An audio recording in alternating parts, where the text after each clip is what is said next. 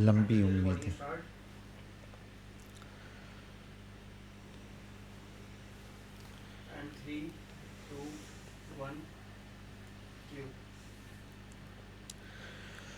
بسم اللہ الرحمن الرحیم نحمده ونصلی ونسلم علی رسولہ الکریم اما بعد فاعوذ باللہ من الشیطان الرجیم بسم اللہ الرحمن الرحیم.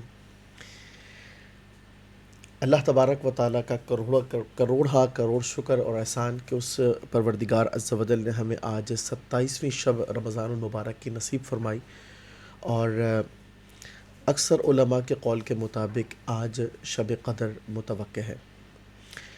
رب کریم عز و جل اس رات کی برکتوں سے ہمیں مستفیض فرمائے، درجات کی بلندی، نیکیوں پر استقامت، گناہوں سے دوری، دل کی پاکیزگی، اخلاق کی برتری اور فیصلوں کی قوت اور دیگر اوصاف حمیدہ سے اللہ تعالی ہمیں اس رات کی برکتوں سے متصف فرمائے. ناظرین محترم، یہ ایک ایسا موقع ہے کہ جب اللہ تعالیٰ کی بارگاہ میں انسان کوئی چھوٹا سا بھی عمل کرے نا، تو اس رات کی برکتوں سے اس کا ثواب بہت بڑھا دیا جاتا ہے. لیکن اگر وہی علم کی محفل ہو تو پھر نور علی نور ہے. وجہ یہ ہے کہ عام روٹین کے اندر بھی علم کی بات کرنا، علم کی مجلس میں بیٹھنا کتنا افضل عمل ہے کہ ایک گھڑی اگر آپ بیٹھتے ہیں تو 1000 رکعات نوافل پڑھنے سے، 1000 جنازوں میں شرکت کرنے سے، 1000 مریضوں کی عیادت سے یہ بہتر ہے. وجہ یہ کہ انسان جب علم سیکھتا ہے تو سیکھنا ایک دفعہ کا ہوتا ہے، کام آنا ساری زندگی کا ہوتا ہے.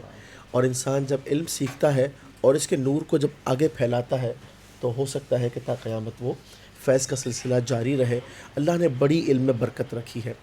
تو رمضان کی راتیں اور علم و آگہی کی باتیں، اس ٹرانسمیشن کے ساتھ ہم آپ کی خدمت میں حاضر ہیں، اور ہمارے ساتھ حضرت علامہ مفتی معاذ مدنی صاحب روزانہ کی طرح. السلام علیکم ورحمۃ اللہ. وعلیکم السلام ورحمۃ اللہ وبرکاتہ. حبیبی کیسے ہیں؟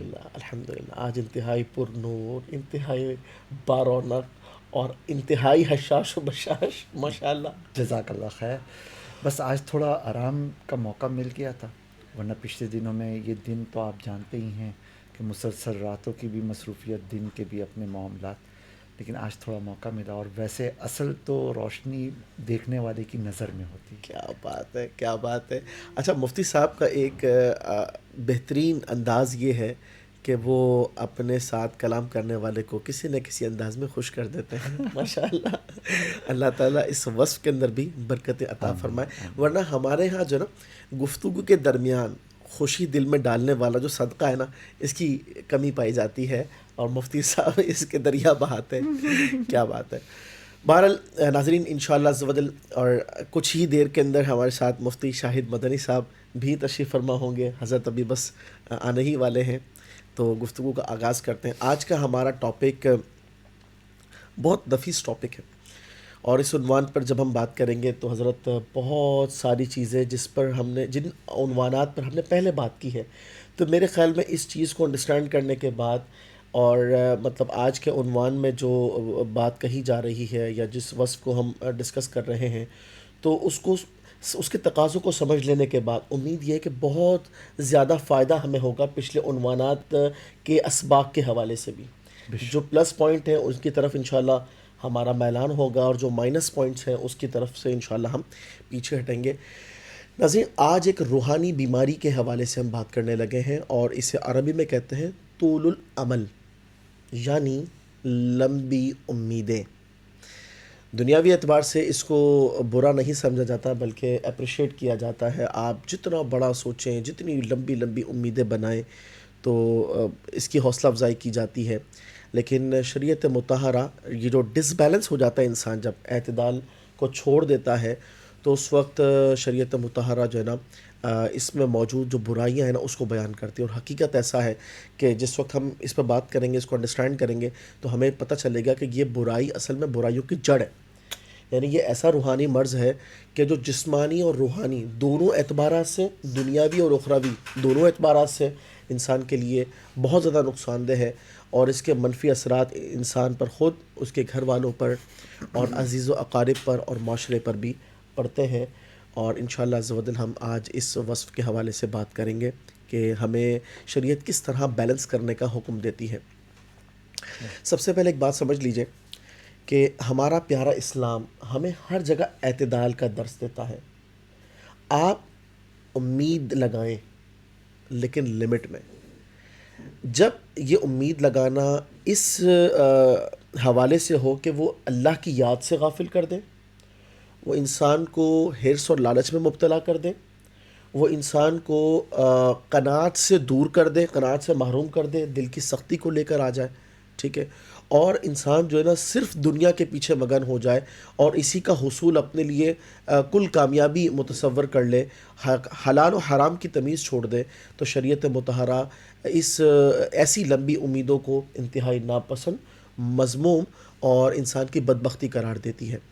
تو آغاز کرتے ہیں مفتی محمد صاحب سے. مفتی صاحب اس حوالے سے روشنی ڈالیے کہ جب انسان لمبی امیدیں بناتا ہے تو ظاہر سی بات ہے کہ ضروری نہیں کہ مقدر میں وہ چیزیں ہوں بھی، تو وہ ایک ٹینشن کا سبب بنتا ہے، ٹھیک ہے نا. اور جو پریشانیاں ہوتی ہیں دماغی اعتبار سے، پھر اعصاب پر جو اس کے منفی اثرات ہوتے ہیں، پھر انسان جب خود ڈپریشن میں جاتا ہے تو اس کی فیملی اور پھر پورا ایک ماحول ڈسٹرب ہوتا ہے. تو اس حوالے سے آپ یہ بتائیں کہ کس طرح بیلنس کریں. کیا امید بالکل بھی نہ لگائیں کسی بھی اعتبار سے، یا لگائیں تو اس کے ساتھ توکل کو کس طریقے سے بیلنس کریں، اور کہاں جا مطلب کون سی لمٹ ایسی ہے کہ جب وہ کراس ہو اور انسان مطلب اللہ کی یاد سے غفلت میں جانا شروع ہو جائے. اس پر روشنی ڈالیں تاکہ ناظرین کو سمجھ میں آئے کہ ہمیں کس طرح امید کو بیلنس کرنا چاہیے. جزاک اللہ خیر. اللہ پاک آپ کو جزائے خیر عطا فرمائیں.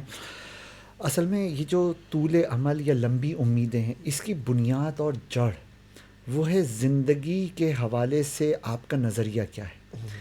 مثال کے طور پر ایک شخص ہے، وہ اپنی زندگی کے بارے میں یہ سوچتا ہے یار ابھی تو میں نے جینا ہے، بڑا لمبا جینا ہے.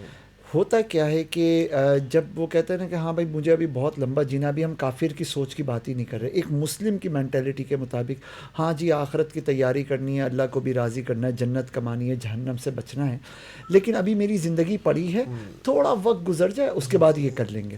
اب کیا ہوا، اب جو تھوڑا وقت گزرے اس میں کیا کرنا ہے، یا تو سستی اور غفلت کے ساتھ وہ وقت گزارنا ہے، یا گناہوں اور مستیوں کے اندر وہ وقت گزارنا ہے.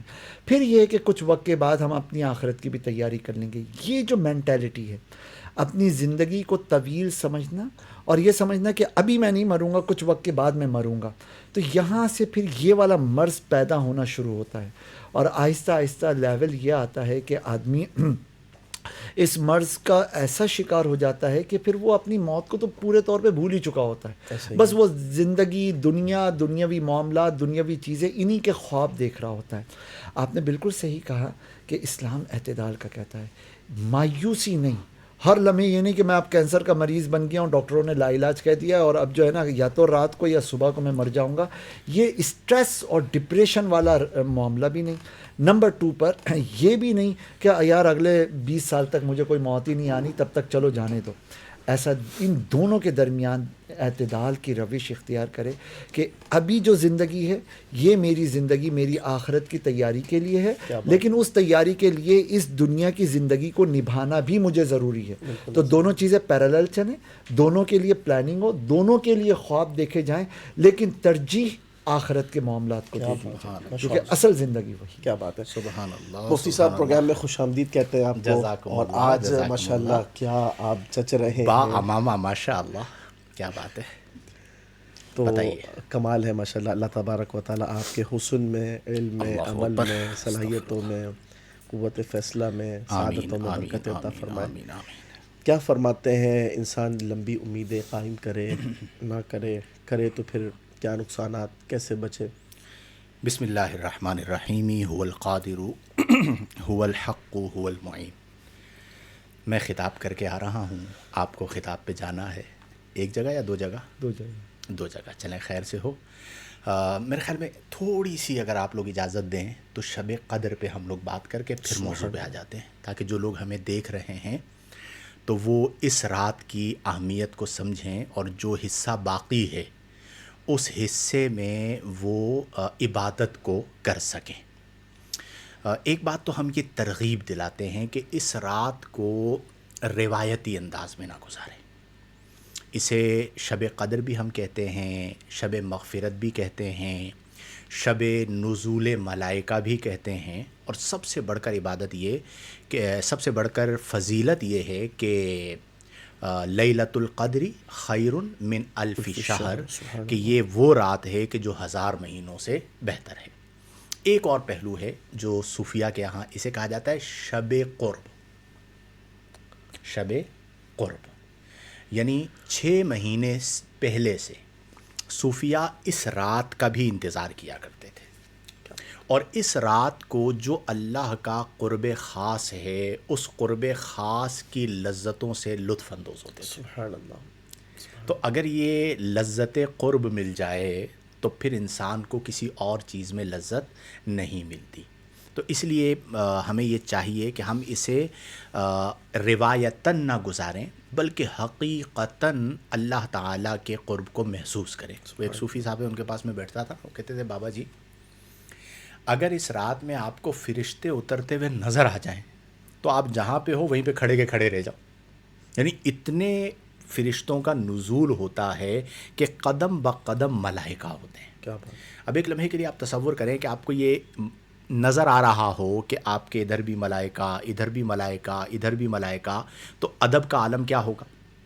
اب آپ یقین کامل رکھیں کہ کیفیت یہی ہے، کیونکہ وہ جو ملائکہ اترے ہیں وہ اسی طرح کی تو محافل کو ڈھونڈ رہے ہیں، سبحان اللہ. اور جہاں پر ذکر ہو رہا ہے وہ وہاں پہ بیٹھے ہوئے ہیں.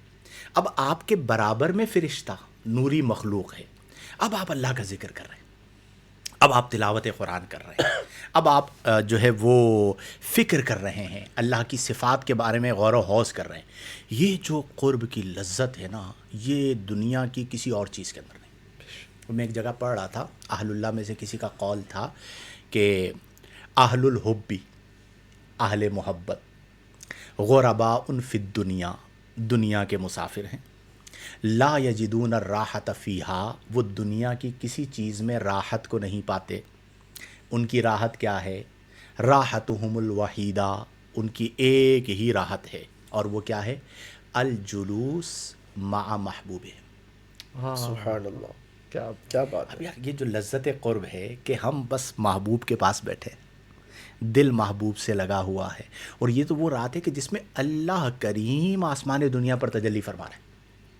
تو اس لیے تمام احباب یہ کوشش کریں کہ وہ میں ایک محاورہ مقولہ سناتا ہوں کہ وقت مجاب ربنا وہاب. سبحان اللہ. قبولیت کا وقت ہے، رب کریم وہاب ہے، بخشنے والا ہے، عطا کرنے والا ہے، تو اس کی عطا سے لطف اندوز ہو جائیں. دنیا ضمنی چیز ہے. وہ آپ نے کہا نا کہ وہ امیدیں، جو ہمارا موضوع تھا، کیا بتائیں امیدوں کے بارے میں، بڑی لمبی فہرست ہے میرے پاس بھی امیدوں کی، یہ ہو جائے یہ ہو جائے. آپ یقین کیجئے کمبخت امیدیں ختم ہوتی نہیں ہیں، ہزاروں خواہشیں ایسی کہ ہر خواہش پہ دم نکلے. بہت نکلے کم بخت میرے ارماں، لیکن پھر بھی کم نکلے. کبھی انسان کا پیٹ بھرتا ہی نہیں ہے. اچھا جو لمبی امید ہے نا، میں ابھی خطاب میں ایک بات کہہ رہا تھا، اسے میں جوڑتا ہوں. سلامن، یہ رات کون سی ہے؟ سلامتی والی. اب سلامتی مال کی، سلامتی جمال کی، سلامتی اہل و عیال کی، سلامتی عزت کی، یہ ساری چیزیں سلامتی کے اندر آتی ہیں. جی میرا مال بھی سلامتی میں رہے، میری جان بھی سلامتی میں رہے، میرے بچے بھی سلامتی میں رہیں، بچوں کی اماں بھی سلامتی میں رہے، گھر والے بھی، یہ ساری چیزیں. صوفیہ کا طرز فکر دیکھیں یار، وہ ان کے نزدیک سلامتی کیا ہے؟ اللہ والوں کے نزدیک صوفیہ فرماتے ہیں کہ سلامتی وہ ہے کہ جسے اللہ تبارک و تعالی انتشار فکر اور اضطراب قلب سے محفوظ فرما لے. کیا بات. اصل سکون اور اطمینان. یعنی سلامتی وہ ہے، آپ کے پاس سب کچھ ہے لیکن فکر میں انتشار ہے. آپ بیٹھے ہوئے ہیں، توجہ کبھی یہاں کبھی یہاں کبھی وہاں، اور اگر انتشار فکر کو کسی طرح آپ نے ختم کر بھی دیا لیکن دل مضطرب ہے دنیاوی معاملات میں، تو کہا سب کچھ ہے، آپ پہرے میں بھی ہیں، آپ سلامتی میں نہیں ہیں. اہل اللہ کے نزدیک سلامتی کیا ہے؟ کہ انتشار فکر ختم ہو جائے اور اضطراب قلب ختم ہو جائے. پھر کیا ہوگا؟ پھر صرف اور صرف ایک چیز بچے گی، وہ ہے سکینہ. کیا بات. تنزل الملائکۃ والروح فیہا باذن ربہم من کل امر. سلام. اب یہ سلامتی کیا ہے؟ یہ انتشار فکر اور اضطراب قلب کا ختم ہونا ہے.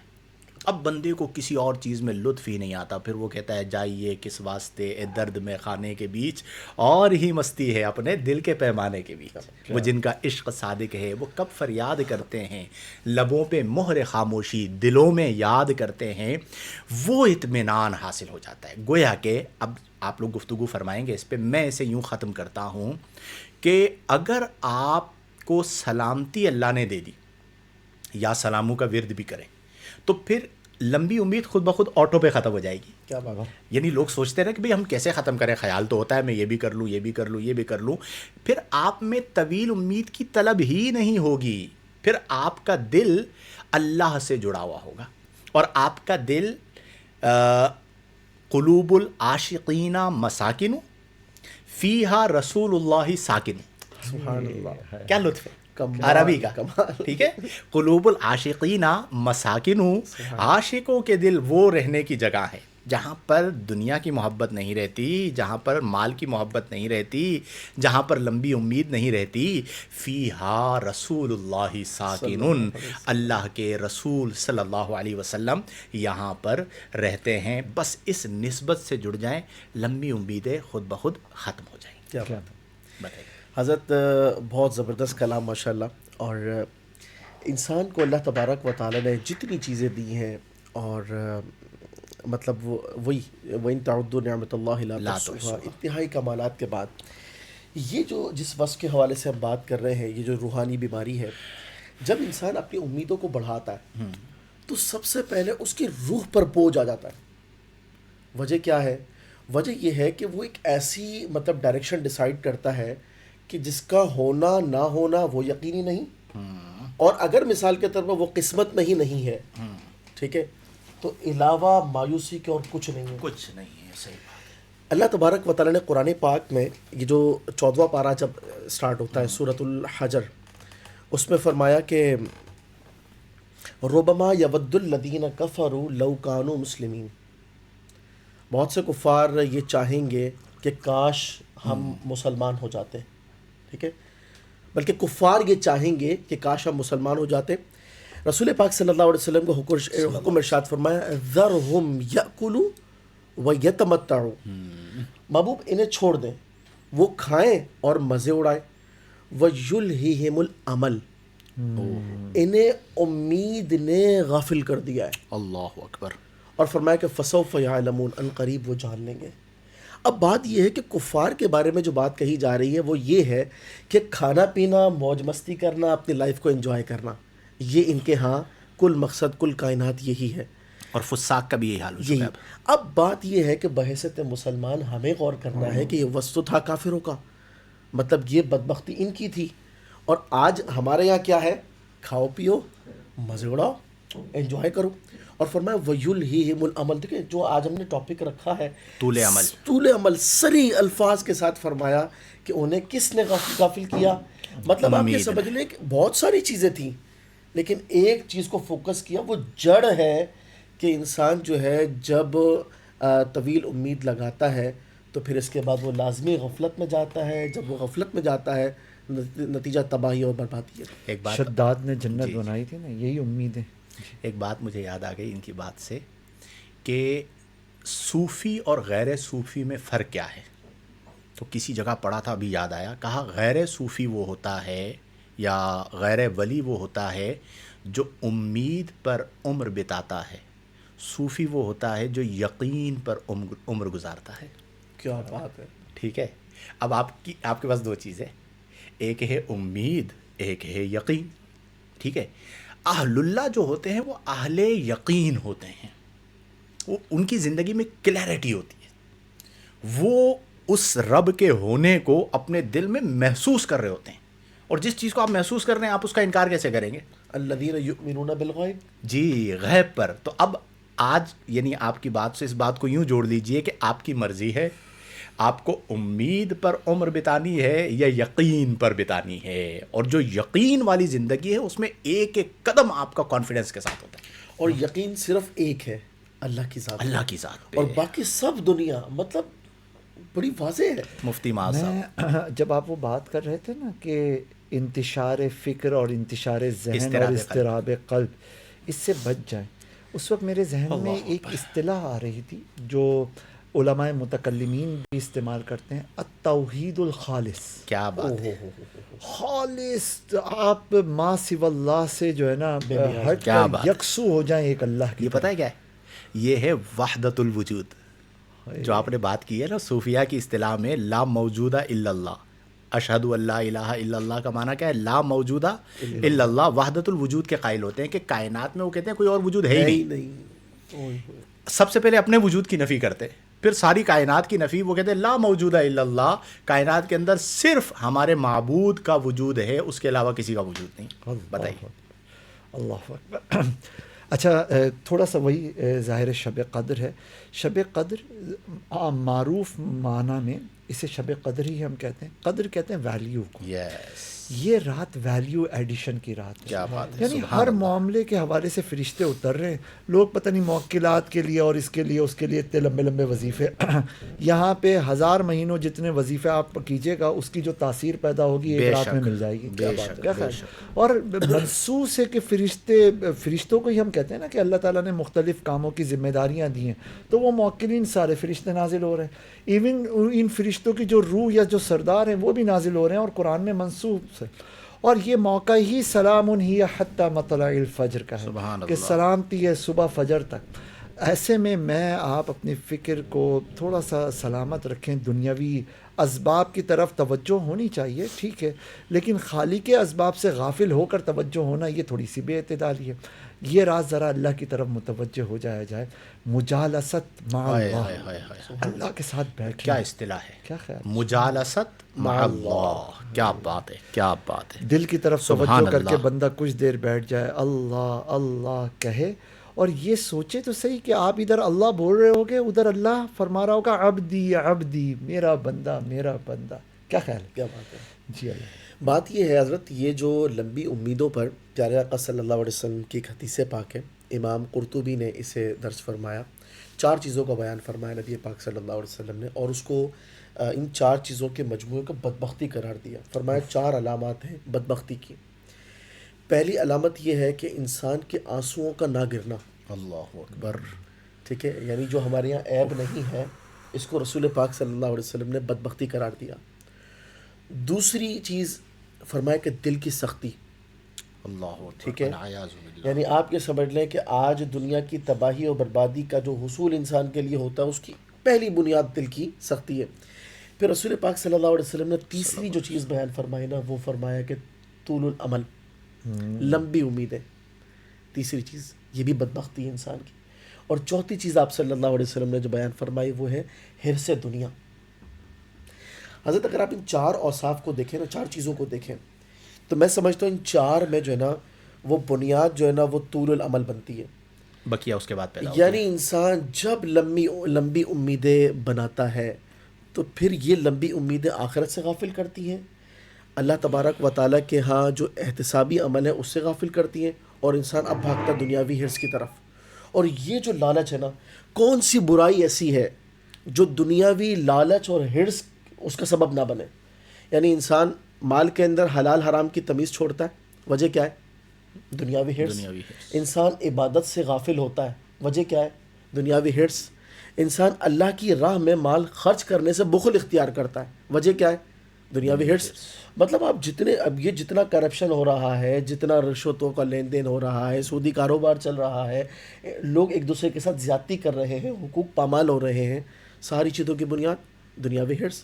اور پھر اس کے بعد نبی کریم صلی اللہ علیہ وسلم نے جو پہلے 2 چیزوں کو بیان فرمایا، آنسوؤں کا نہ گرنا. یعنی یہ وہ چیز جو انسان کے دل کو نرم کرے، رقت قلبی لائے، اپنے گناہوں پر ندامت کا احساس دل میں بیدار کرے، اور انسان کے گناہوں کا کفارہ ہے یہ آنسوؤں کا گرنا. اور پھر انسان اگر اس وصف سے محروم ہوا تو پھر دل کی سختی، اور دل کی سختی ہر برائی کی جڑ اور مرکز ہے. کیا بات ہے. تو بات یہ ہے کہ مطلب آج جو ہمارا ٹاپک ہے طول العمل، ہمیں اس کو انڈرسٹینڈ کرنا چاہیے کہ ہم یہ جو مطلب اتنا اچھا پھر ہوتا کیا ہے. آج کل آپ سوشل میڈیا کو دیکھیں نا، وہی ایک ٹائم پر ہم نے بات کی تھی کہ جو ٹک ٹاکرز ہیں یوٹیوبرز ہیں، وہ اپنی کہانیاں بتا رہے ہوتے ہیں، جناب اتنا پا لیا، اتنا کر لیا، اتنا کر لیا. لیکن اگر آپ ان کی لائف کو دیکھیں نا تو وہ پھنسی ہوئی زندگی گزار رہے ہیں. ہر وقت مطلب آپ سمجھ لیں دوسروں سے کمپٹیشن، ہر وقت ایک دوڑ. ٹھیک ہے. اور پھر اس کے بعد نتیجہ کیا ہے؟ نتیجہ یہ ہے کہ نہ ذاتی سکون ہے، نہ معاشرے کے اندر کوئی پراپر لائف ہے، اور نہ انسان پھر جو ہے نا وہ یاد الہی کی طرف آتا ہے. کیا فرماتے ہیں؟ بالکل درست فرمایا. میں آپ کی گفتگو سے جو بات میرے ذہن میں آ رہی تھی کہ دیکھیں، اگر ہمیں کسی کو بدلنا ہے نا تو آج کی رات روحانیت کی رات ہے. اسے عشق کا جام پلائیے. کیا بات. طیبہ سے منگائی جاتی ہے، سینوں میں چھپائی جاتی ہے. توحید کی میں پیالوں سے نہیں نظروں سے پلائی جاتی ہے. سبحان اللہ. پینے کو تو پی لوں گا پر شرط ذرا سی ہے. بغداد کا ساقی ہو اجمیر کا ساقی ہو بغداد کا میخانہ. خدا حضور غوث اعظم. یہ جو کیفیت ہے نا آنسو بہنے کی، آپ نے بات کی. آنسو کب بہتے ہیں؟ جب دل نرم ہوتا ہے. اصل جو معاملہ ہے نا، یہاں پر ذوق، یہاں پر شوق، یہاں پر کیفیت. وہ جو آپ فرما رہے تھے شب قدر کے حوالے سے، بعض جگہ پہ اہل اللہ نے لکھا کہ ہر وہ رات جس میں تمہیں اللہ کا قرب نصیب ہو گیا وہ تمہارے لیے شب قدر. سبحان اللہ. کیا قدر والی رات. وہ ایک جگہ میں نے پڑھا تھا کہ کسی سے سوال کیا گیا تھا کہ شب معراج افضل ہے یا شب قدر افضل ہے. موازنہ کیا گیا، شب معراج کی اپنی فضیلت، شب قدر کی اپنی فضیلت. تو پوچھا گیا کہ قدر افضل ہے یا معراج افضل ہے. بڑا خوبصورت جواب دیا. اس جواب کا نتیجہ میں نکالتا ہوں قرب سے. کیا جواب دیا؟ انہوں نے فرمایا کہ لیلۃ الاسراء افضل فی حق النبی صلی اللہ علیہ وسلم و لیلۃ القدر افضل فی حق الامتی. کیا بات ہے. کیوں کہ معراج میں آقا کریم کو اللہ کا قرب ملا، تو لیلۃ القدر نبی کریم صلی اللہ علیہ وسلم کے حق میں شب قدر سے افضل ہے. لیلۃ الاسراء، لیلۃ الاسراء، لیلۃ المعراج، ٹھیک ہے، وہ نبی کریم کے حق میں شب قدر سے افضل ہے. چونکہ اصل چیز کیا ہے؟ قرب. اور وہاں پر قرب منصوص، ٹھیک ہے. وہ سرور کشور رسالت جو عرش پر جلوہ گر ہوئے تھے، نئے نرالے طرب کے ساما عرب کے مہمان کے لیے تھے. اور شب قدر امت کے حق میں افضل ہے چونکہ یہ امت کے لیے قرب کی رات ہے کہ اللہ تعالیٰ آسمان دنیا پہ تجلی فرما رہا ہے. آپ کی بات کا خلاصہ پتہ ہے کیا ہے؟ انسان کے دل کی پکار صرف قرب الہی ہے. قرب مقصود یہی ہے، ٹھیک ہے نا. ہماری منزل اللہ تعالیٰ ہے یار. اچھا، اب یہ جو آنسو بہنے والی بات تھی، مجھے ایک بڑا پرانا یاد کیا ہوا شعر یاد آ گیا آپ کی بات ہے. کسی کی آنکھ جو پرنم نہیں ہے، کسی کی آنکھ جو پرنم نہیں ہے، یہ مت سمجھو کہ اس کو غم نہیں ہے. ٹھیک ہے، اس کے قلب کی کیا کیفیت ہے یہ تو وہ جانتا ہے. ٹھیک ہے. کئی ایسے اکابر ہیں جو آنسوؤں کو چھپاتے تھے. ٹھیک. اصل جو معاملہ ہے وہ عین کا نہیں، وہ قلب کا ہے. اس قلب کا تعلق جڑ جائے گا تو خود بخود چیزیں بہتر ہو جائیں گی. ایک چیز اور کہ ہم طول عمل یعنی طویل امیدیں، لمبی امیدیں، اب تو عوام کیا خواص بھی اس میں مبتلا ہیں. کچھ چیزیں آٹو پہ ہو رہی ہوتی ہیں اور معاشرے کی وجہ سے ہوتی ہیں. اس کو اگر ہم ختم کرنا چاہتے ہیں تو اس کا بہترین طریقہ کار ہے موت کو یاد کرنا. بالکل ایسا ہی ہے. نبی کریم صلی اللہ علیہ وسلم نے فرمایا ہادم اللذات، لذتوں کو منہدم کر دینے والی. اور ایک حدیث میں فرمایا قاطع اللذات، لذتوں کو قطع کر دینے والی موت کو کثرت سے یاد کیا کرو. اب اگر ہماری موت ہمارے پیش نظر ہو تو آپ کتنی لمبی امید لگائیں گے؟ آپ کو پتا ہوگا حقیقت یہ ہے. نبی کریم صلی اللہ علیہ وسلم نے جو وہ حدیث ہے نا کہ ہم نے کہا بھائی اصل قلب کو درست کرنا ہے. اب صحابہ کرام سے نبی کریم نے فرمایا کہ جس طرح لوہے کو زنگ لگ جاتا ہے اس طرح دلوں کو زنگ لگ جاتا ہے. عرض کی فما جلا اوہا یا رسول اللہ، یہ اللہ کے رسول صلی اللہ علیہ وسلم یہ فرمائیے کہ اس کی جلا کیا ہے، یعنی اس زنگ کو کیسے دور کریں. دو چیزیں فرمائیں. پہلی چیز فرمایا تلاوت القرآن، دوسری چیز فرمایا کثرت ذکر الموت، یعنی موت کو کثرت سے یاد کرنا. تو طول عمل یعنی لمبی امید جو ہے وہ اگر آپ ختم کرنا چاہتے ہیں تو اپنی موت کو یاد کر لیں. آپ کتنا جمع کر لیں گے، کیا حاصل کر لیں گے، کتنا کما لیں گے، سب یہیں رہ جانا ہے. لمحہ موت آئے گا، سب کچھ پیچھے رہ گیا. آپ آخرت کے سفر پہ روانہ ہو جائیں گے اور وہ جو آپ سفر پہ روانہ ہو جائیں گے وہ اصل زندگی ہے. یا لیتنی قدمت لحیاتی، اے کاش میں نے اپنی زندگی کے لیے کچھ بھیجا ہوتا. یا لیتنی قدمت فی حیاتی نہیں ہے. لحیاتی. اس کا مطلب کیا ہوا؟ صوفیہ یہ کہتے ہیں کہ اس کا مطلب یہ کہ یہ جو زندگی جس میں سانسیں چل رہی ہیں نا یہ اصلاً حیات ہے ہی نہیں ہے، اسی لیے اسے حیات کہا ہی نہیں گیا، ورنہ اگر یہ حیات ہوتی تو فی حیاتی کہا جاتا. اصل جو زندگی ہے وہ آخرت کی زندگی ہے، تو اس کی بس تیاری کریں اور اپنا تعلق اللہ سے جوڑ لیں، لمبی امیدوں کو چھوڑ دیں، حال میں زندہ رہیں. وہ جو میں اکثر بات کہتا ہوں کہ ماضی کو واپس نہیں لا سکتے، مستقبل کو حال نہیں بنا سکتے. آج آپ کا ہے وہ گزرتا جا رہا ہے، اس میں جتنا اللہ کو یاد کر سکتے ہیں، اللہ سے جڑ سکتے ہیں جڑ جائیے. امید پر نہ رہیں، ٹھیک ہے، یقین پر رہیں. امید تو پھر ٹوٹتی ہی رہتی ہے، یقین والی لائف. بالکل ایسے ہی ہے. زندگی کے حوالے سے لمبی امیدوں کو لے کر ماشاءاللہ علامہ عثمان صاحب نے جو منقولی دلائل اور ریفرنسز دی کتنے کمال کے ہیں بہترین، حضور. ماشاء اللہ. اور موت کو یاد کرنا، اس پر ماشاءاللہ شاہد صاحب آپ نے قبلہ مفتی صاحب کمال گفتگو کی. ایک عام آدمی کے لیے بزرگوں نے کتابوں میں ایک واقعہ لکھا تھا، وہ مجھے یاد آ رہا ہے کہ اس فلسفے کو سمجھنے کے لیے ایک عام آدمی بڑا ڈائریکٹلی سمجھ سکے گا اس واقعے سے. دو بھائی تھے، ایک اوپر کی منزل پہ رہتا تھا نیک متقی، ایک ذرا گناہ گار تھا اوباش قسم کا، نیچے والی منزل پہ رہتا تھا. شیطان پہنچ گیا. جو اوپر والا بھائی تھا نیک متقی پرہیزگار، اس کو کہا کہ شیطان نے وسوسہ ڈالا، یار اتنے عرصے سے عبادت کر رہے ہو، ٹھیک ہے تمہیں جنت چاہیے نا، مل جائے گی، جہنم سے پناہ بھی مل جائے گی، ابھی تو تمہاری بڑی زندگی باقی ہے. ایک کام کرو، ذرا نیچے جاؤ، شرابے ورابے پیو، گناہوں کا بازار گرم کرو، اپنے بھائی کے ساتھ دیکھو کتنی مستیوں والی زندگی گزار رہا ہے. سپوز کر لیتے فار ایگزامپل کہ 10 سال تمہارے ابھی باقی ہے، 5 سال مستیاں کر لو، 5 سال عبادت کر لینا. یہ سوچ کر وہ بھائی نیچے کی طرف آیا.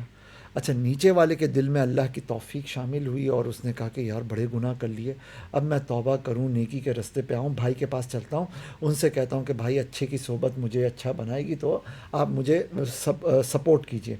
یہ ادھر سے یہ چڑھتے ہوئے اوپر کیا، سیڑھی کے اوپر والے بھائی کا پاؤں سلپ ہوا، وہ گرا، اس کے اوپر، دونوں نیچے گرے، دونوں کا وہیں پہ انتقال ہو گیا.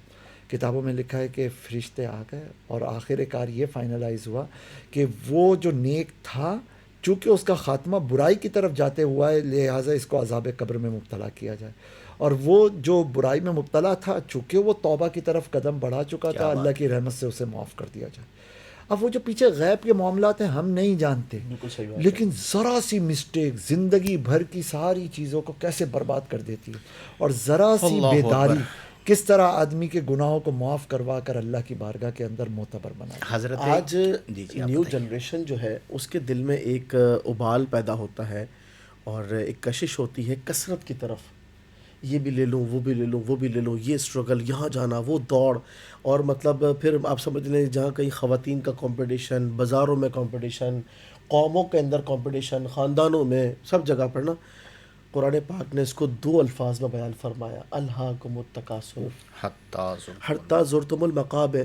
یعنی یہ جو کثرت کی دوڑ ہے نا، زیادتی کی دوڑ ہے، ایک دوسرے پہ باہم فخر کرنے کی دوڑ ہے، میں بڑا، میرے پاس یہ، میرے پاس وہ. اور مطلب یہ جو ٹور ہے انسان کی، اس کا اینڈ کیا ہے؟ حتی زرتم المقابر. تم نے جو ہے نا وہ قبروں کا منہ دیکھ لیا. اور یہ دیکھیں نا حضرت، جس طرح قرآن پاک نے اس کو بیان فرمایا، الہاکم التکاثر مطلقاً بیان فرمایا.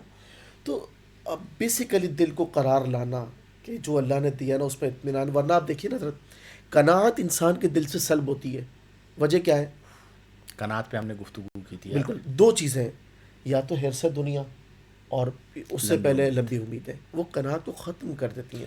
پیٹ بھرے ہوئے لوگ کرپشن کرتے ہوئے پکڑے جاتے ہیں، زندگی کی ہر راحت حاصل کرنے کے بعد بھی 2 نمبریوں میں پکڑے. وجہ بتاؤں، حدیث یاد آ گئی مجھے، لو کانا لابن آدم واد من الذهب لیتمنى الاخر، کہ ابن آدم کو اگر سونے کی پوری وادی دے دی جائے، علاقہ دے دیا جائے، لیتمنى الاخر، وہ ایک اور کی تمنا کرے گا، کبھی پیٹ نہیں بھرتا. پھر اسے ایک اور سونے کی وادی دے دی جائے، حدیث میں آقا کریم نے فرمایا لیتمنى الاخر، پھر وہ ایک اور وادی کی تمنا کرے گا. اللہ. ابن آدم کے پیٹ کو قبر کی مٹی کے سوا کوئی چیز نہیں بھر سکتی. کیا مطلب؟ وہ جو میں کہتا ہوں نا کہ یہ جو طلب ہے یا یہ جو چاہت ہے، یہ وہ ہے کہ جو حرص ہے، اور ہم لمبی امیدیں کئی بار تو اپنی وجہ سے بناتے ہیں، کئی بار ہم اپنی فیملی کی وجہ سے بھی بہت کچھ کر رہے بالکل ایسا ہی ہے. حضور یہ اس حدیث کی پریکٹیکل شکل ابھی ماضی قریب میں ساؤتھ افریقہ میں دیکھنے میں آئی تھی. خبروں کا بازار گرم ہوا تھا کہ سونے وونے کی کانوں کے پیچھے کتنی قتل و غارت قتل و غارت کری ہوئی تھی. اللہ تعالیٰ عقل اور اس سلیم وقت بھی دے پوری دنیا کے اندر جو جنگیں ہو رہی ہیں بنیاد اس میں یہی جو ہے. بنیاد ہے وہ یہی ہے، زمین پر قبضہ کرنا، ملکوں پہ قبضہ کرنا، تیل پہ قبضہ کرنا، وہ ساری چیزیں. مجھے اس واقعے سے ایک واقعہ یاد آ گیا، حضرت کفل رضی اللہ عنہ کا، میں نے ابھی بیان بھی کیا. حضرت عمر فاروق اعظم رضی اللہ عنہ کہتے ہیں کہ میں نے یہ واقعہ نبی کریم صلی اللہ علیہ وسلم سے 7 سے زائد مرتبہ سنا. اچھا. یہ واقعہ نبی کریم صلی اللہ علیہ وسلم سے میں نے 7 سے زائد مرتبہ یہ واقعہ سنا. واقعہ یہ تھا کہ آقا کریم نے فرمایا کہ بنی اسرائیل میں ایک شخص تھا جس کا نام کفل تھا. اس کے پاس ایک عورت آئی، مجبور تھی، 600 دینار مانگے. اس نے کہا دینار تو دے دوں گا لیکن شرط یہ ہے کہ میری خواہش پوری کرنی ہوگی. جب وہ معاملہ ہونے لگا تو اس عورت پر کپ کپی طاری ہو گئی. اس نے اسے کہا کہ تم کیوں کپ کپا رہی ہو؟ اس نے کہا اللہ کی وجہ، اللہ کے ڈر سے، کبھی میں نے اس طرح کا معاملہ نہیں کیا. تو کفل نے انہیں اس عورت کو چھوڑ دیا. اسے کہا کہ تم مجبوراً یہ کام کر رہی ہو اور کب کپا رہی ہو، اور میں تو مجبوراً نہیں ہوں. اس نے کہا یہ 600 دینار بھی تمہارے ہوئے، تم چلی جاؤ. اللہ کی بارگاہ میں سچی توبہ کی کہ آج کے بعد کفل کوئی گناہ نہیں کرے گا. رات کو انتقال ہو گیا. اللہ اکبر. آپ جو بات کہہ رہے تھے، رات کو انتقال ہوا. فقد اصبح مکتوبا علی بابہ ان اللہ قد غفر للکفلی. اللہ اکبر کبیر.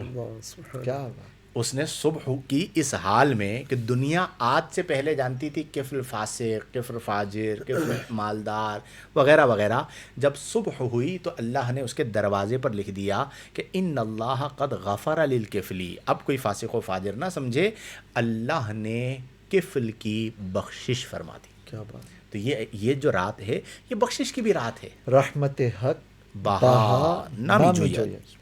رحمت حق بہانہ بہانہ رمضان میں حضرت لوگ عبادات کی طرف آتے ہیں، بعد رمضان ایک ایسی تبدیلی واقع ہو جاتی ہے، خود بھی پشیمان ہوتے ہیں. تو بات یہ ہے کہ بس ایک نیت کو دل میں جمانا ہے. جس نے دنیا کے لیے سب کچھ کیا نا، دنیا نے اسے کچھ نہیں دیا. اور بات یہ ہے کہ جس نے رب تبارک و تعالیٰ کی رضا کو پانے کی کوشش کی، اس کے لیے سعی کی، اس کو کیا نہیں ملا.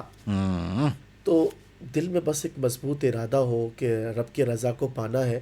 اور ٹھیک ہے، دنیاوی معاملات میں ہمیں کامیابی حاصل کرنی، اس میں کوئی دو رائے نہیں ہے. بالکل. لیکن رب سے غافل ہو کر نہیں، رب کی یاد کو پا کر، اس کے دل کو، اس کے ذکر کو دل میں بسا کر، تو انسان جو ہے اپنی دنیا اور آخرت دونوں سنوارنے میں کامیاب ہو سکتا ہے. وَلَلْآخِرَةُ خَيْرٌ وَأَبْقَىٰ. سبحان اللہ. بہتر ہے، وہ زیادہ باقی رہنے والی ہے. وہ بزرگوں کا غالباً قول ہے کہ اگر آخرت مٹی کی ہوتی اور دنیا سونے چاندی کی ہوتی، پھر بھی سمجھدار آدمی کی سمجھداری کا تقاضا یہ تھا کہ وہ فنا ہو جانے والے سونے کے مقابلے میں باقی رہنے والی مٹی کو ویلیو دیتا. کیا بات ہے. لیکن لیول یہ ہے کہ آخرت ہیرے موتی جواہرات کی ہے جنت، اور یہ دنیا مٹی کی ہے، اور لوگ اسے چھوڑ کر اس کے اندر پوری زندگیاں کھپائے جا رہے. دار الفنا اور دار البقا. دار البقا، دار الاضطراب، دار القرار. کیا بات ہے. سفر شروع تو کرو بھائی، ٹھیک ہے. فنا سے بقا کی طرف آ جاؤ، اضطراب سے قرار کی طرف آ جاؤ، تو پھر سکون ہی سکون ہے. بس اس سفر کو شروع کر دیں. یہ نہیں ہو کہ الان کما کان، آج بھی ویسے ہی ہے جیسا کہ یسٹرڈے تھے. ہر آنے والے دن روحانی ترقی کریں. اور جب آپ روحانی دنیا میں آ جائیں گے نا، اپنے من میں ڈوب کر پا جا سراغ زندگی. من کی جو دنیا ہے وہ تن کی دنیا سے بہت بڑی ہے. کیا بات ہے. تو وہ جو آپ کے اندر اللہ نے ایک صلاحیت رکھی ہے، ایک معرفت رکھی ہے، اس معرفت کو حاصل کرنا ہے. سبحان اللہ. اور جتنی معرفت بڑھتی چلی جائے گی اتنا ذوق بڑھتا چلا جائے گا. سبحان اللہ. آپ دیکھیں نا، آپ اگر کسی کے قریب ہوتے ہیں اور اس کی پرسنالٹی جتنی نکھرتی چلی جاتی ہے، آپ اس کے اتنے معتقد بنتے چلے جاتے ہیں. یعنی مثال کے طور پر آپ نے کسی کی صحبت اختیار کی کہ یار یہ بہت اچھا محدث ہے، ان کے پاس بیٹھنا چاہیے. اب آپ ان کے پاس بیٹھے 1 دن 2 دن 3 دن، پھر باتوں میں کوئی فقہ کی بحث چل نکلی، انہوں نے کہا اس میں یہ قول بھی ہے، امام شافعی یہ کہتے ہیں، امام اعظم یہ کہتے ہیں، امام ظفر یہ کہتے ہیں، امام محمد یہ کہتے ہیں، امام ابو یوسف یہ کہتے ہیں، علامہ مرغی رانی نے یہ لکھا ہے تبیین الحقائق میں. بولے یار میں تو حدیث کے لیے آیا تھا، یہ تو فقہ کے اندر. اب جیسے ہی آپ کو ان کی فقہ کی مہارت پتہ چلے گی تو آپ کی عقیدت اور بڑھے گی، نیکسٹ لیول پہ چلے جائے گی. پھر کبھی باتوں باتوں میں تاریخ کی بات نکلی تو انہوں نے تاریخ کے سارے معاملات کھول دیا. بولیے جیسے جیسے آپ کی معرفت بڑھ رہی ہے ویسے ویسے آپ کی عقیدت بڑھ رہی ہے. ایز اٹ از اللہ کی معرفت جیسے جیسے بڑھتی چلی جائے گی ویسے ویسے آپ اللہ کے قریب ہوتے چلے جائیں گے. تعلق مضبوط ہوتا تعلق باللہ، یعنی یہ جو سب سے امپورٹنٹ چیز ہے نا، تعلق باللہ، اللہ سے تعلق، یہ بہت بڑی چیز ہے. میں اکثر بیان کرتا ہوں کہ ان اللہ مع الصابرین، کیا بات ہے. معیت خداوندی، یعنی جو صابر ہے اس کو کیا فضل ملا؟ معیت خداوندی. اور جسے اللہ کی معیت مل جائے اسے کسی اور کی کیا حاجت ہو سکتی ہے. بس اللہ تعالی ہم تمام کو یہ ذوق، یہ شوق اور یہ روحانیت عطا فرمائے. کوئی ایک ایک بات آپ لوگ کہیں پھر اختتام کی طرف. اور علامہ صاحب پتہ ہے اس وقت میرے دل میں کیفیت کیا آ رہی ہے یا خیال آ رہا ہے، بندہ سجدہ شکر کرے، واللہ بندہ اللہ کی طرف رجوع کرے اور شکر ادا کرے. وجہ کیا ہے؟ یعنی یہ خیال اس حوالے سے آ رہا ہے کہ اس وقت ہم جس پرفتن دور میں، یعنی ملکوں کے ملک اربوں خربوں کی اکانومی رکھنے والے جنگوں میں لگے ہوئے، اسلحے تیار ہیں، پوری پوری فوجیں بنائے ہوئے، اور یہی مال دولت کی لوٹ کھسوٹ، اور وہی فیوچر، ہر ملک کی اپنی لمبی لمبی امیدیں وغیرہ، اجتماعی انفرادی سطح پہ لوگ پاگل ہوئے ہوئے. ایسے موقع پہ اللہ تعالیٰ نے ہمیں توفیق دی کہ ہم فزیکلی اور ہمارے ناظرین ہمارے ساتھ ورچولی بیٹھ کر یہ باتیں کر رہے ہیں. الحمدللہ. مطلب ان باتوں کو ابھی جو باشعور لوگ ہیں نا وہ تو ویلیو کی نظر سے دیکھ رہے ہوں گے. جو دنیا دار مزاج کا آدمی نا وہ کہے گا یہ کیسے پاگل، یہ بیلول دانا بیٹھا ہوا ہے، یعنی یہ کیا باتیں کر رہے ہیں، یہ آج کے دور کی باتیں، 21ویں صدی میں ہو صاحب تم، اور تم مادے سے ہٹ کر آخرت کی اور اس کی باتیں کر رہے ہو. اللہ کا ہم پر احسان ہے. یا اگر اللہ کی توفیق نہیں ہوتی ہم کہاں ہوتے. نادان کہہ رہا ہے بہلول دانا. واہ واہ یہ ہے اللہ والوں کی شان کہ دانا بہلول ہے، نادان. اور آج تک آپ دیکھیں ان کے نام کا حصہ بنا ہوا ہے بہلول دانا. دانا وہی تھے. قبرستان جا کے بیٹھتے تھے نا، کہا میں ان لوگوں کے ساتھ بیٹھتا ہوں جو کسی کی غیبت نہیں کرتے، حسد نہیں کرتے. آپ دیکھیں کیا کمال تھا. اگر کوئی مجذوب ملے نا یار زندگی میں آپ لوگوں کو ملواؤں گا. میں نے تو مطلب الحمدللہ 1-2 مجذوب دیکھیں، ان کے پاس آگے واقعتاً مجذوب پاگل نہ ہو، وہ ایسے ایسے جواب دیں گے آپ بولو گے کہ یار آپ، یعنی آپ حیران ہوتے چلے جائیں گے. وہ جو جذب طاری ہوا تھا ابن جوزی پر محفل حضور غوث اعظم میں، بدل ہی ہے، جذب طاری ہوا تھا. قال قال قال قال قال، کہا یہ تو مجھے بھی تفسیر پتہ، یہ تو مجھے بھی تفسیر پتہ. جب سرکار غوث اعظم نے فرمایا نا کہ اب ہم قال سے حال کی طرف آتے ہیں تو جذب طاری ہو گیا تھا.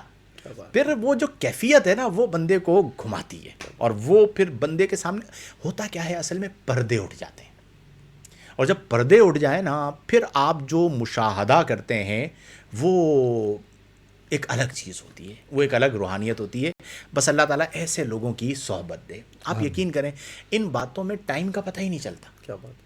ابھی میں خطاب کر رہا تھا، میں نے آج ارادہ کیا تھا کہ میں لائیو تھا نا اپنا حمزہ، ٹھیک ہے، تو میں نے ارادہ کیا میں 11:15 بجے ختم کروں گا اور اوپر آ جائیں گے.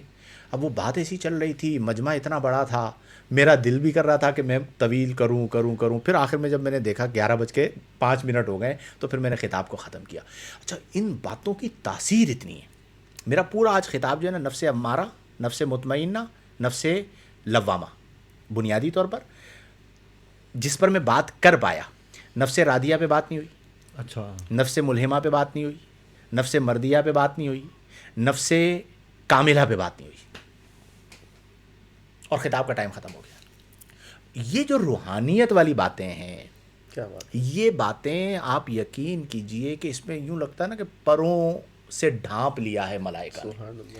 روحانی حصہ جو ہے نا وہ تقسیم ہو رہا ہوتا ہے، وہ بہتا چلا جاتا ہے، آدمی لہروں کے ساتھ ساتھ بہتا چلا جاتا ہے. کیا خیال ہے، جوابات شامل کریں؟ بالکل. آپ کچھ فرمائیں. ایک بڑی پیاری دعا، ربنا آتنا فی الدنیا حسنہ وفی الآخرۃ حسنہ وقنا عذاب النار. بالکل جب بھی اس دعا کو اللہ تبارک و تعالیٰ کے حضور پیش کریں تو تو بس اب تھوڑا سا تبدیلی کے ساتھ کہ دل رب کے حضور حاضر ہو، اور اس فکر اور اس سوچ کے ساتھ کہ یا اللہ دنیا کے اندر جو ہم نے برتنا ہے ہمیں ویسا رکھ جو ہماری ضروریات کے لیے کافی ہو، اور فکر جو ہے نا وہ آخرت کو سنوارنے کے لیے ہو، کہ رب کریم عز و جل ہمارے دل کو اتنا خوبصورت کر دے، ہمارے کردار کو اتنا بہتر کر دے، اور ہماری اللہ کی یاد اور اللہ تبارک و تعالیٰ کی جو مطلب معیت حاصل کرنے کا جو شوق و ذوق ہے اس کو اللہ تعالیٰ ایسا بڑھا دے کہ ہم اپنی آخرت کی طرف متوجہ رہیں، قبر کو بہتر بنانے، اسے روشن کرنے، اور اللہ تبارک و تعالیٰ کے حضور اس کی ملاقات کا شوق، سبحان رسول پاک صلی اللہ علیہ وسلم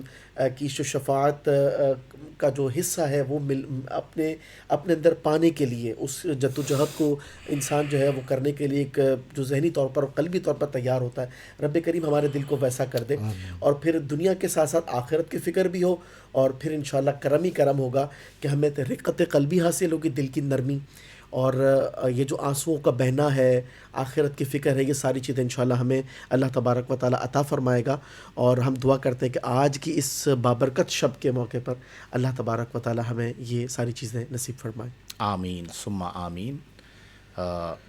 پھر کے گلی گلی تباہ، ٹھوکریں سب کی کھائیں کیوں، دل کو جو عقل دے خدا، تیری گلی سے جائے کیا کیوں۔ بات ہے، اعلیٰ حضرت فاصل بریلوی، یار کیا کمال شخص۔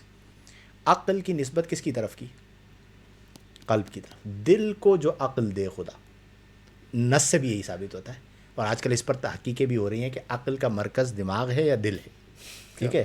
قلب شریف تو آپ فرماتے ہیں دل کو جو عقل دے خدا، تیری گلی سے جائے کیوں، رخصت قافلہ کا شور، غش سے ہمیں اٹھائے کیوں، سوتے ہیں ان کے سائے میں کوئی ہمیں جگائے کیوں۔ آج ہم لوگوں کو بھی ذوق مل جائے یار آج کی رات میں۔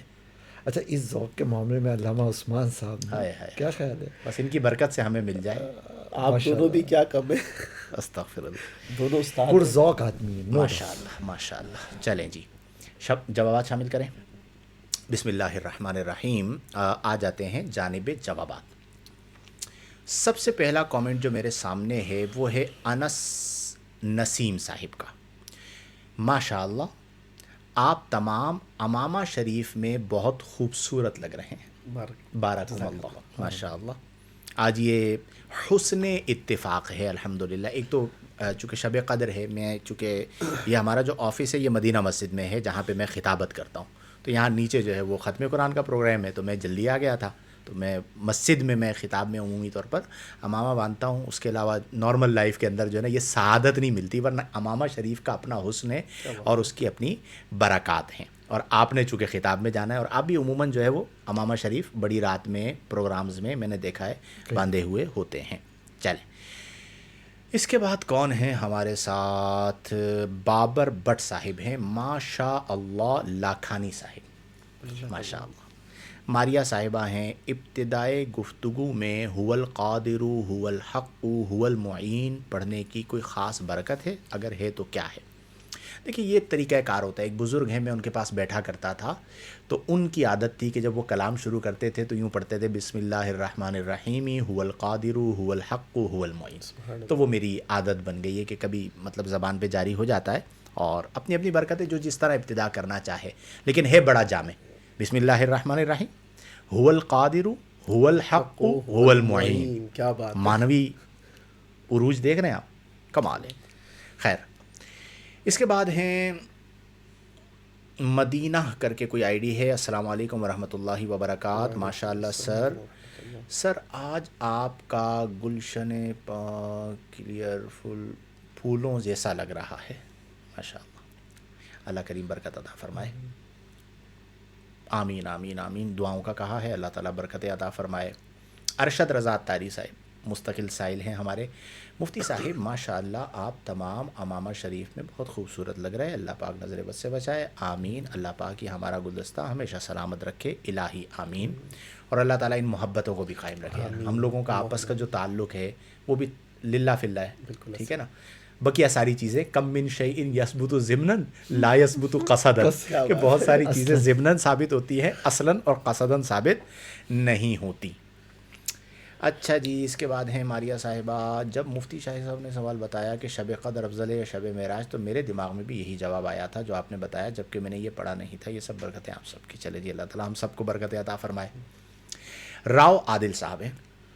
السلام علیکم. وعلیکم السلام. استاد صاحب، میری کچھ کنفیوژن ہے. یہ ذرا توجہ سے سنیے گا. یہ طویل سوال تھا، پہلے بھی آیا تھا تو میں نے چھوڑ دیا تھا، آج انہوں نے دوبارہ کیا ہے. کہتے ہیں اللہ کے نبی، صحابہ کرام اور جتنے بھی نیک لوگ ہیں وہ اپنی اپنی قبروں میں ہیں، تو جنت البقیع میں ہر سال بلڈوزر چلایا جاتا ہے، تو وہ نیک لوگ تو قبروں میں زندہ ہیں، تو ان کی بھی قبریں مسمار کر دی جاتی ہیں، ان کے جسم خاکی کہاں چلے جاتے ہیں؟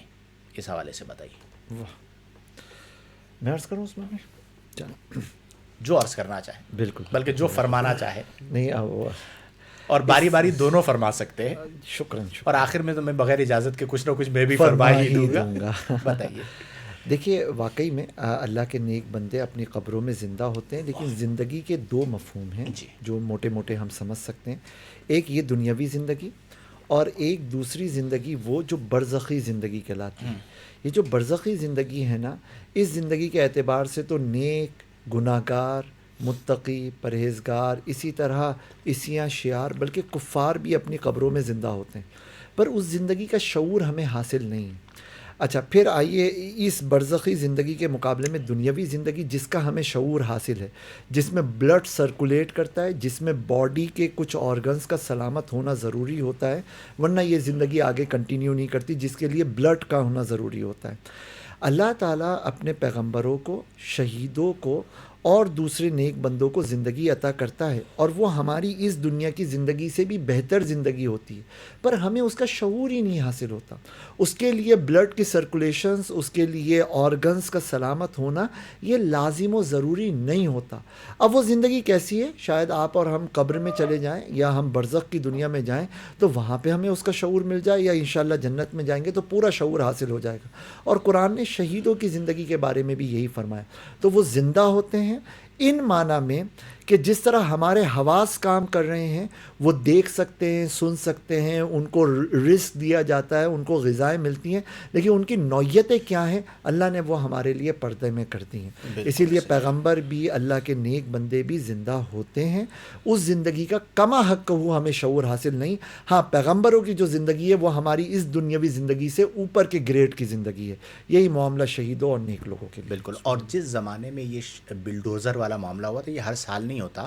فرسٹ ٹائم جب ہوا تھا تو پوری امت نے اس کے اوپر احتجاج کیا تھا کہ قبروں کو مسمار کرنا، مزارات کو مسمار کرنا یہ بے حرمتی ہے اور کسی صورت اس کی اجازت نہیں ہو سکتی، اور اس طرح کا کوئی عمل نہ کیا جائے.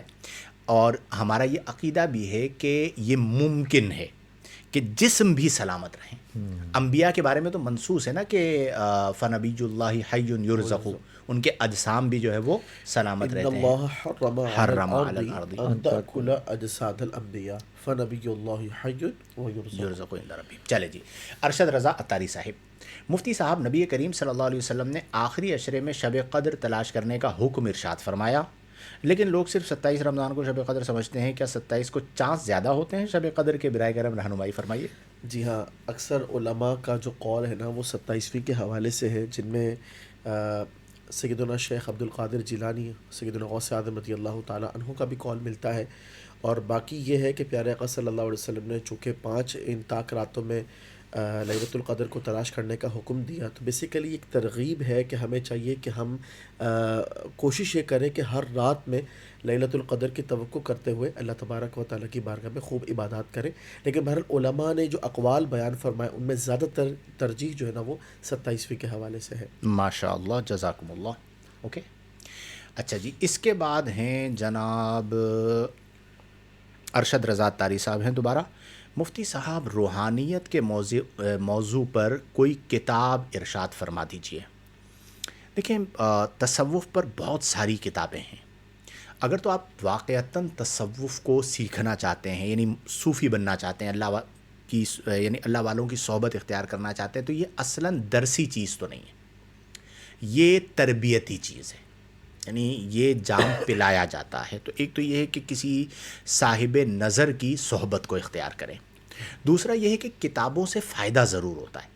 یعنی آپ جب احوال پڑھتے ہیں نا اہل اللہ کے، تو ان کے احوال آپ پر اثر انداز ہوتے ہیں. تو اس سلسلے میں جو میری سب سے پسندیدہ کتاب ہے نمبر 1 وہ ہے رسالہ قشیریہ. دور طالب علمی میں بھی میں کہا کرتا تھا، تو بہترین کتاب ہے، ایک جلد میں مل جاتی ہے رسالہ قشیریہ، یہ آپ پڑھیے، بہترین کتاب ہے. اور 2 جلدوں میں آپ کو ایک اور کتاب مل جاتی ہے قوت القلوب، یہ تصوف میں سب سے اصل کتاب ہے. احیاء العلوم کا بھی جو اکتساب ہے وہ قوت القلوب سے ہے. تو آپ قوت القلوب لے لیجئے، اس کو آپ مطالعہ کرنا شروع کریں.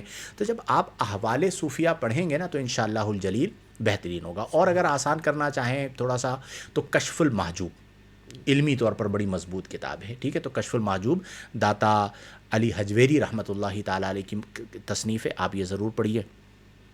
اسی سے ریلیٹڈ ان کا سوال ہے، مفتی صاحب آپ نے جو نفس کی اقسام ارشاد فرمائیں، برائے کرم کبھی یہ موضوع ہو جائے تو مہربانی ہوگی. انشاءاللہ کبھی ممکن ہوا تو ہم اس پر گفتگو کر لیں گے. مصطفیٰ رضا صاحب، مفتی صاحب آپ کیا کریں اس قوم کا، آپ تینوں کمال لگ رہے ہیں ماشاءاللہ، اللہ سلامت رکھے.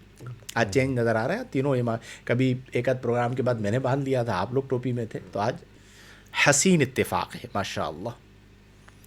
اچھا جی، اس کے بعد ہیں کون ہیں جناب، فوزیہ صدیقی صاحبہ. مفتی صاحب جیسا کہ انسان اس دنیا سے موت کے بعد ہمیشہ رہنے والی دنیا میں انتقال کر جاتا ہے، یعنی منتقل ہو جاتا ہے، تو کیا یہ کہہ سکتے ہیں کہ ہر انسان کی زندگی حیات جاویداں ہے؟ بالکل ایسے ہی ہے کہ اللہ تعالیٰ نے انسان نامی مخلوق کو ختم ہو جانے کے لیے نہیں بنایا. تو یہ انسان تو رہے گا، اس کے ادوار الگ الگ ہیں. ایک دور دنیاوی زندگی کا، ایک تو ماں کے رحم کی زندگی کا تھا، پھر دنیاوی زندگی کا ہے، پھر برزخ کی زندگی کا ہے، پھر قیامت میں اٹھیں گے. پھر یا تو مومن ہیں تو دائمی جنت، یا کافر ہیں العیاذ باللہ تو دائمی جہنم، اور اس کا کوئی اختتام نہیں ہے. ٹھیک ہو گیا. اللہ تعالی ہم تمام کو توفیق عمل عطا فرمائے.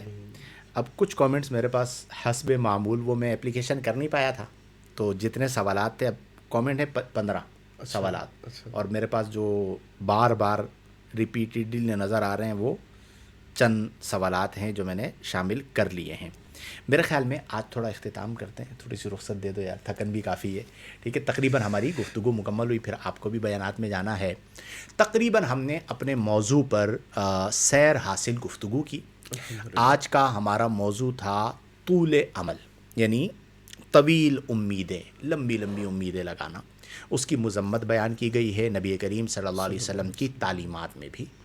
اصل انسان وہی ہے جسے دنیا میں جتنا رہنا ہے اتنی فکر دنیا کی کر لے، اور جتنا آخرت میں رہنا ہے اتنی فکر آخرت کی کر لے. رمضان کے آخری لمحات ہیں، اپنے اندر ذوق عبادت، شوق عبادت کو بڑھائیں، اور کوشش یہ کریں کہ صرف سننے کی حد تک نہ ہو. ہمارے یہاں یہ ایک بہت بڑا مسئلہ ہے کہ ہم بعض اوقات سن بھی اس لیے رہے ہوتے ہیں، ہمیں بولنا ہوتا ہے. اور میں ہمیشہ یہ کہتا ہوں کہ بھئی توجہ سے سن کر اپنے آپ کو بدلنے کے لیے سماعت کیا جائے.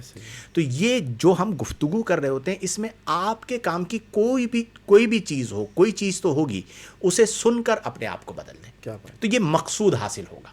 میں اس چیز کا بالکل مخالف ہوں کہ آپ مزے کے لیے سنیں. وہ ہمارے یہاں خطیب آتے ہیں نا تقریر کرنے کے لیے، تو اس کے فوراً بعد خطاب میں مزہ آیا نہیں آیا، اس پر ڈپینڈ کرتا ہے کہ اگلی بار یہ خطیب آئے گا یا نہیں آئے گا. نعت خواں آتے ہیں، یار مزہ نہیں آیا، اس پر اچھا نہیں پڑا. ٹھیک ہے، کبھی کبھار کمنٹ آتا ہے اس دفعہ تو چس آ گئی ہے، چس آ گئی ہے. ٹھیک ہے، اور بعض علاقوں کے اندر اگر خطیب سر نہ لگائے نا تو وہ فیل ہے. ٹھیک ہے، اچھا کہیں پر خطیب آئے، بہت مزیدار کیا خطاب کیا، مزہ آ گیا، کیا بیان کیا تھا یہ مجھے نہیں پتا. ٹھیک ہے، اس کا مطلب کیا ہوا کہ وہ جو تم نے تعریف بیان کی نا کہ کیا خطاب کیا، وہ جو زور لگا رہا تھا، ہلا رہا تھا پبلک کو، بس وہی آپ نے سماعت کیا.